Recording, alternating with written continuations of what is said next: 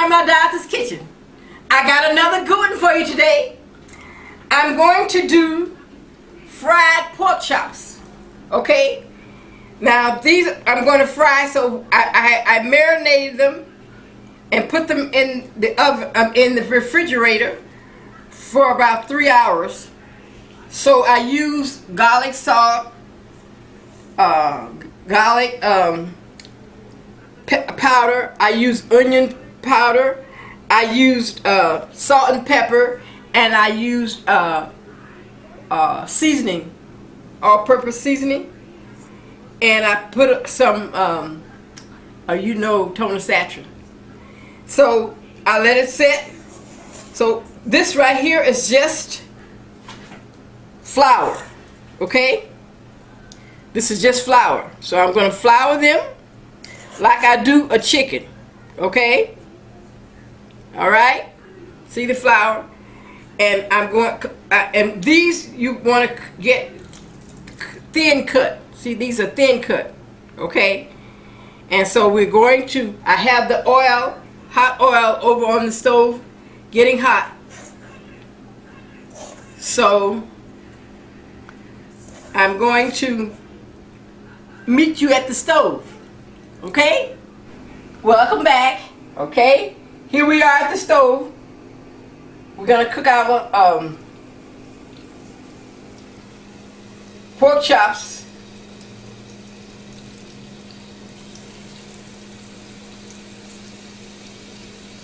Okay? We're gonna line them up. Okay?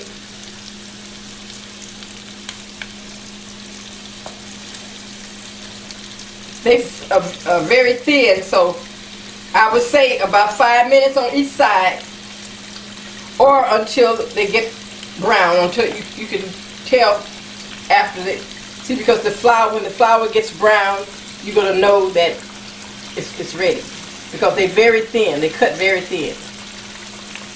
Okay, and we're not gonna put too many in at a time, so we're just gonna put like 4.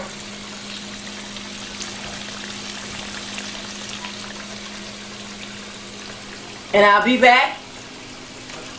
I'm going to cook enough for 5 in the family, so it's going to be about 10 pork chops, so everybody can get an extra one if they want one. So when I finish cooking them, I'll be back and I'll show you the finished product.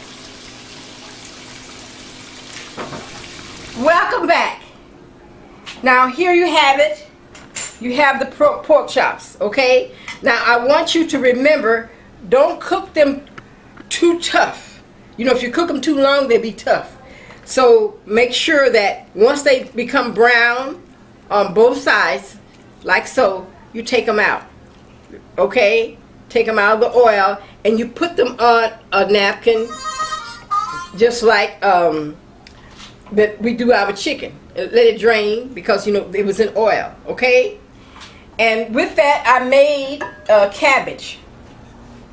I made a smothered cabbage. Now I have a recipe for the cabbage on one of my videos, okay? So I want you to make sure that it's smothered and it's not drowning in water, okay? You don't want a lot of water in your cabbage. Cabbage makes water, okay? It makes its own water. So you just put a little bit of water in it, because you don't want a lot of water in your cabbage when it's done, okay? All right, and then we have for our condiments, if you want hot sauce or if you want jalapeno peppers, and I made cornbread. I have a cornbread recipe also on my video, one of my videos, okay? All right, so we're going to have a taste test. This is the part I like the best. Tasting it. I like to taste it, you know. All right. Okay. So I'm gonna put this back on. And if you want jalapeno peppers, but I can eat it without. And then we made a little bit of mac and cheese to go with it. Okay. All right. And let's have a pork chop. Okay, I made enough for 2 people, for each person to get 2, because it's going to be 5 of us eating, and so, but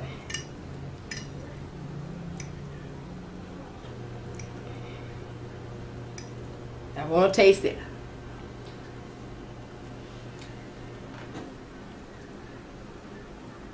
Delicious. Super delicious. And make sure that you get the real thin cut ones when you fry them. Don't get the thick ones to fry. Okay? Bake the thick ones, but fry the thin. Make them thin when you get them thin like that. Okay? So good. This is very good.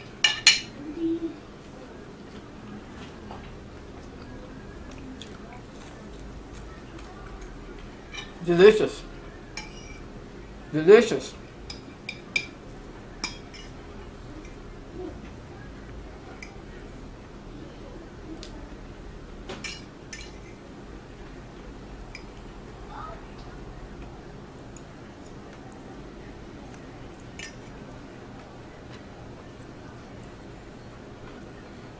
Very good. Very good.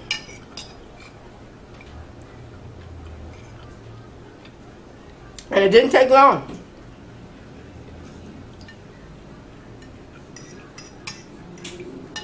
So good. Delicious.